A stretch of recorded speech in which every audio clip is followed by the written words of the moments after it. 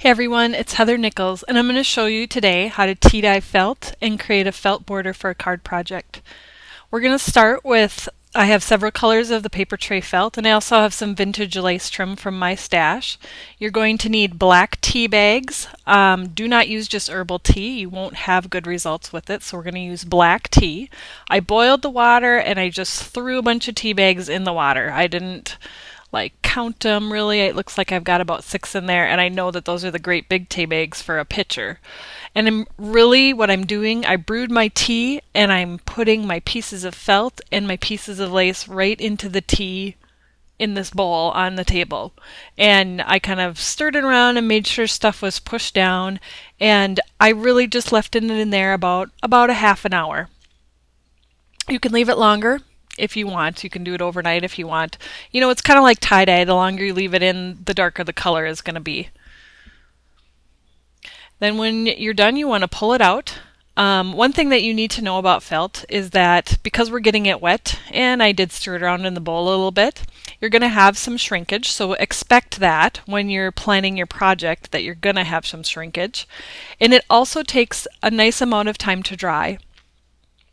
I tried to get excess water out by rolling it up in paper towel a little bit, and this definitely helped quite a bit. But you can also use a heat tool.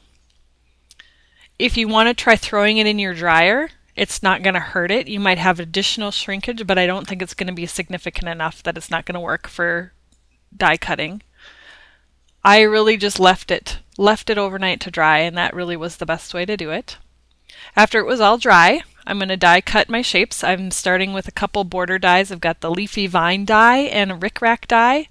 I also cut leaves with the new mighty oak die and a little flower from the flippin' out die. It's that little flower that goes in the toe of the flip-flop because it's nice and little.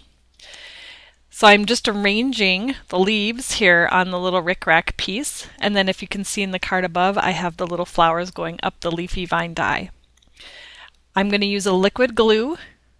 I would say, your liquid adhesive of choice. I like this zip dry paper glue. You might have one that you prefer, and you can use whichever one you want. And I just glued all the elements, the little elements, to the main border die to get started.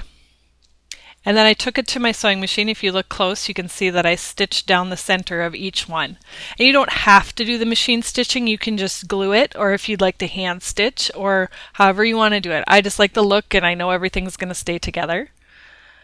I'm taking some of the tea-dyed lace that I did, and I'm gluing it from behind on the piece so it just peeks out of the side of the card.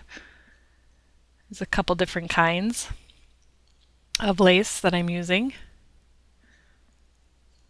for the 2 different cards. And then I'm going to take my liquid adhesive and just stick down the actual borders. These kind of look like little specialty ribbons, little specialty laces that you can buy, but you actually just created them yourself. And I just love the tea-dye look. It gives it such an antique kind of look to it. Softens the colors and just makes it beautiful.